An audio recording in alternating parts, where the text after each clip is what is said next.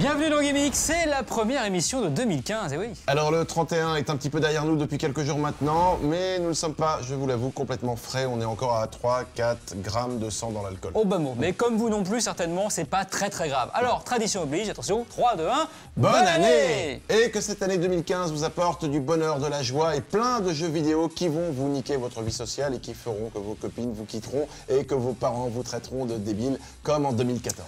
Voilà, je crois que ce sont de bien beaux vœux de nouvelle année. Merci. Cette semaine, pour cette première de 2015, on vous a gâté. Déjà, nous testerons en live Captain Toad Treasure Tracker sur Wii U. C'est le premier jeu consacré à Toad, le champignon de Nintendo. Nous partirons à la rencontre d'Aurélien Regard, un des cadors du jeu vidéo indépendant français qui vient de se lancer dans sa première création perso. Ça s'appelle The Next Penelope. C'est une version déjantée de l'Odyssée d'Homère que tout le monde connaît. Évidemment, Homer, le mari de Marge, le père de Bart et de Maggie. Oh, de Donuts! Non, pas du tout. C'est Homer, c'est l'auteur grec ancien, l'Iliade, tout ça. Ah, bah très bien, tu l'embrasseras, je suis enchanté.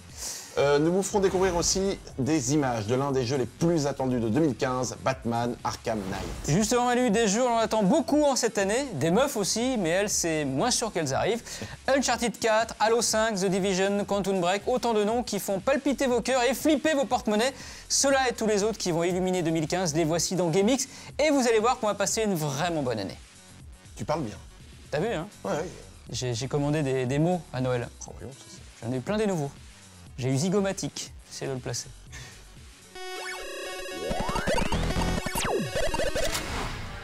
Allez, on arrête les chocolats, l'année 2015 débarque avec son lot de grosses cartouches côté jeux vidéo. GameX vous fait votre petit agenda et ça commence tout de suite.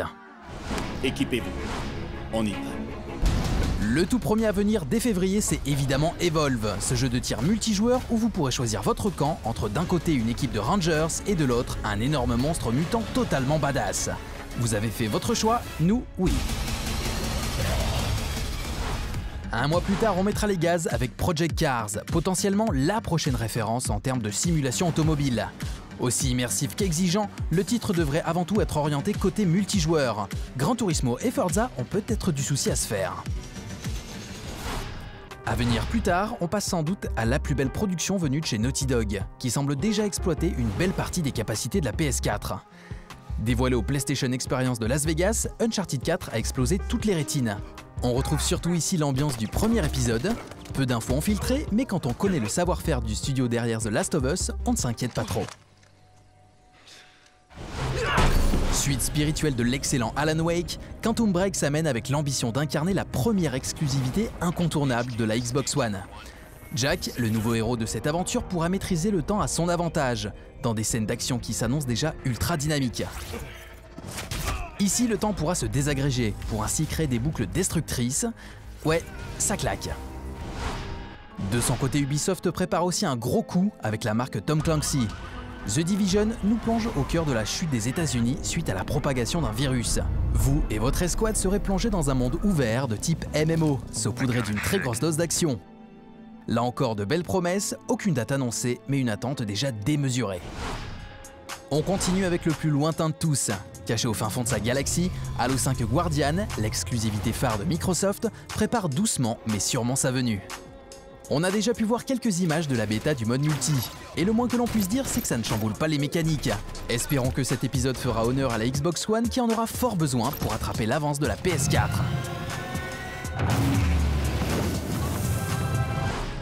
Pour terminer, toujours chez Microsoft, on s'apprête à voir débarquer Fable Legends. On oublie quelque peu le côté RPG au profil de l'action avec une surcouche tactique assez surprenante. Pour la première fois, on pourra aussi contrôler les méchants et ça, c'est cool. Évidemment, une avalanche d'autres jeux accompagneront tout ce que nous avons pu voir ici. Aucun doute possible, 2015 sera une très belle et grande année. Nous allons parler maintenant champignons. Les champignons, ça peut être problématique. Sur les pieds, c'est relou. Sur le zizi, ça gratte. Et dans son assiette, c'est quand même moins rigolo que les frites. En fait, le seul endroit où on aime bien avoir un champignon, c'est dans les jeux vidéo. Et le champignon qu'on préfère, c'est évidemment Toad, cette sorte d'amanite phalloïde vivante qu'on a tous croisé dans l'univers de Mario, Mario Kart, Mario Tennis, Mario Party, tout ça.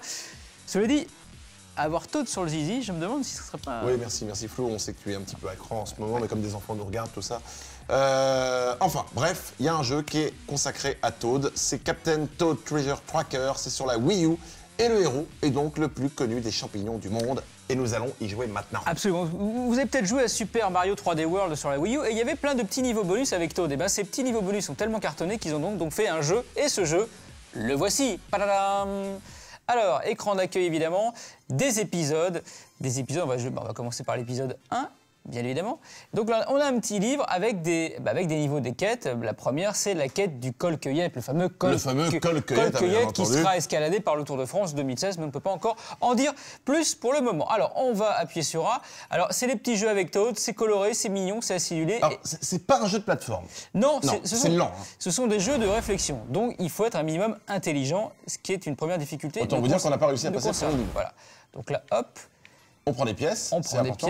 Voilà. Sur chaque niveau, en fait, le but, c'est évidemment de trouver la sortie, de collecter des pièces et de collecter 3 diamants. Il faut récupérer les 3 diamants. Donc, vous pouvez faire des perfects ou pas. Voilà, donc là, je récupère les pièces. Alors, bien. Comment je vais monter là-dessus? Hop, un petit mécanisme bleu. Oh, que je suis intelligent, j'ai trouvé comment monter. Vous pouvez voir en 3D tout le niveau à chaque fois en bougeant grâce à la manette pour voir un petit peu par où il faut sortir, par où vous entrez, etc. Avec le stick de droit, voilà, j'essaye de voir un petit peu comment ça se passe. Évidemment, l'idée, c'est de faire un perfect, donc de récupérer tout ce qu'on peut récupérer dans le jeu avant d'en sortir. Voilà. Et là, hop, la ruse. Bien vu pour la sortie. Et la sortie est là, normalement, je devrais y arriver. Et voilà. Mais je ne crois pas que j'ai fait un perfect, puisque malheureusement, je n'ai pas été dégommé. Le méchant là-haut, voilà. Hop, on passe à un deuxième niveau. On va jouer au Tacti-Block Tactique. Alors, c'est un niveau spécial parce qu'il va falloir que tu utilises le gamepad. L'écran tactile. Et je sais que tu adores ça. Évidemment. Allez. C'est pas simple à dire, Tacti-Block Tactique. Alors, moi, évidemment, parce que je suis un rusé, je regarde bien exactement comment ça se passe au niveau du niveau. Voilà. Et donc là, je me dis... Il faut que tu touches le pad au milieu, regarde. Et regarde.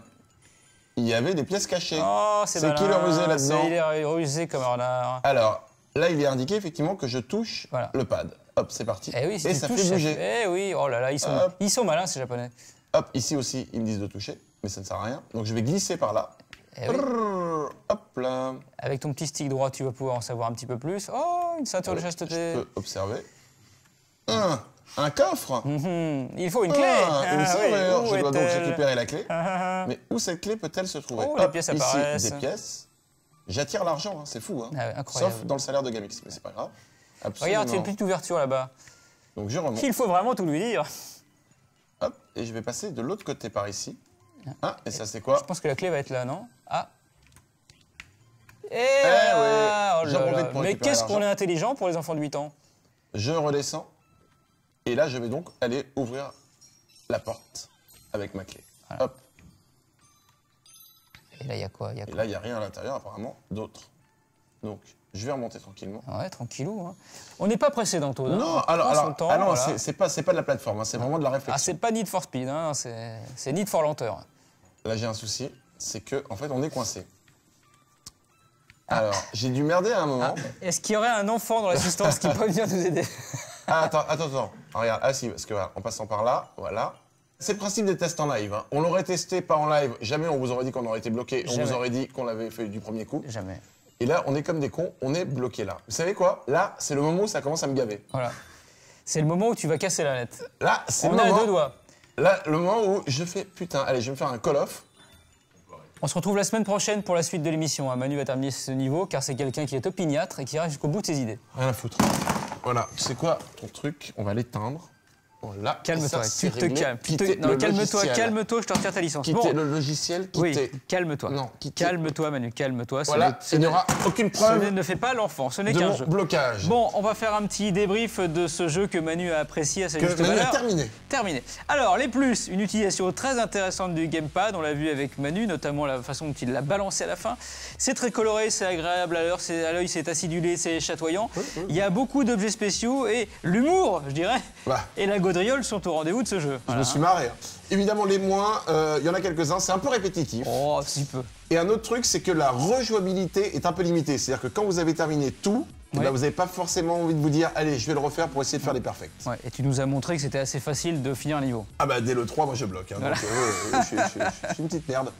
Un autre jeu que nous testerons peut-être bientôt en live, c'est The Next Penelope. Derrière ce titre bizarre se cache en fait Aurélien Regard. C'est un des grands noms du jeu vidéo indépendant français. Ce jeu étrange à mi-chemin entre Micro Machines, F0 et Ulysse 31 qu'il développe tout seul en mode artisanal, nous vous proposons de le découvrir maintenant. Plus tard, quand ce sera un événement, vous pourrez dire j'y étais. Et ça c'est beau.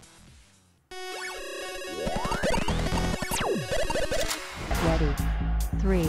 3, 2, 1.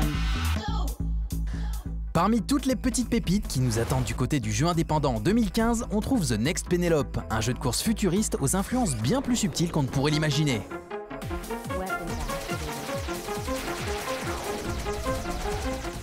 Nous sommes allés à la rencontre de son créateur, Aurélien Regard, un ancien membre de Arkedo, qui tente ici sa première aventure en solo avec ce jeu atypique. Alors The Next Penelope, c'est un mélange de Micro Machines et d'F0, en gros. Et pour ceux qui sont assez vieux pour s'en souvenir, il y a des éléments d'Ulysse 31 dedans. Donc il faut imaginer des courses vues du dessus avec des petits vaisseaux qui vont non seulement faire des courses, mais aussi combattre des boss ou faire des épreuves avec des règles très particulières. L'idée, c'est d'avoir un tiers de course et 2 tiers d'action sous diverses formes. Le nom du jeu vous a peut-être mis sur la piste. On suivra ici Pénélope, femme d'Ulysse dans la mythologie antique. En tant qu'héroïne principale de l'aventure, elle voyagera de planète en planète pour débloquer des aptitudes diverses. Il s'agit donc ici d'un jeu de course scénarisé et a priori ce n'est pas la seule originalité du titre. L'un des aspects les plus importants du jeu, c'est qu'on ne collecte pas des bonus sur la piste, comme dans un Mario Kart ou un Wipeout. On a tout en permanence et à chaque fois qu'on explore une planète, on gagne une habileté en plus. Ça va être pouvoir tirer, se téléporter, poser des mines et toutes les armes sont à double tranchant parce qu'elles enlèvent de la vie au vaisseau. C'est-à-dire que dès qu'on va tirer, se téléporter, poser une mine, aspirer des projectiles à l'écran, tout ça, on va perdre de la vie. Ce qui fait qu'on va toujours être sur le fil d'être très très puissant et en même temps très très proche d'exploser au moindre contact sur la piste ou avec un ennemi.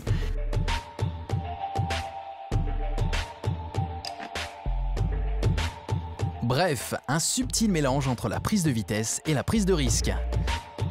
Si toutes les planètes seront accessibles d'entrée de jeu, elles seront parsemées de boss que l'on pourra combattre de différentes manières et plus ou moins facilement. Si tu tombes contre un boss qui tire énormément par exemple, si tu es très très doué, tu vas pouvoir le battre comme ça.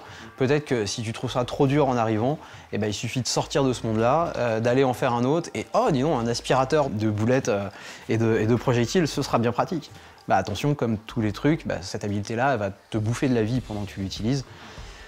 Donc il y a des chances que tu te tues tout seul, au lieu que ce soit le boss qui te tue, il y a des chances que tu te tues tout seul. Donc voilà, ça va être un équilibre un peu fragile entre il y a plein de trucs que je peux faire et j'ai envie d'essayer plein de trucs et puis je me fais sauter tout seul comme un idiot. Original dans ses mécaniques et son scénario, The Next Penelope devrait plaire à 2 types de publics. Les vieux de la vieille apprécieront les références lointaines, les autres, la présence d'un gameplay dynamique et moderne qui devrait beaucoup plaire. The Next Penelope, Race to Odysseus débarque début 2015 et on a hâte de le voir descendre de sa petite planète. Congratulations. Les meilleures choses ont une fin, les pires aussi, c'est donc la fin de GameX, mais une fin en apothéose avec des images en avant-première sur lesquelles, personnellement, je vais prendre beaucoup de plaisir. Et tu es un coquin parce que je sais pourquoi tu vas prendre du plaisir, parce que les collants t'excitent, surtout lorsqu'ils sont portés par un homme avec des gros gadgets. Nous allons en fait découvrir maintenant les images de Batman Arkham Knight, c'est le prochain Batman, il est enfin sur console next-gen, PS4, Xbox One. Dernier épisode normalement de cette trilogie de Rocksteady Studios, on pourra notamment cette fois piloter la Batmobile en attendant de pouvoir contrôler Robin pour lui faire des trucs style... Oui, non, on a compris l'info, c'est bon, on a tous compris ce que tu imagines faire avec Robin, bien évidemment, avec Batman et les accessoires, tout ça. À la semaine prochaine.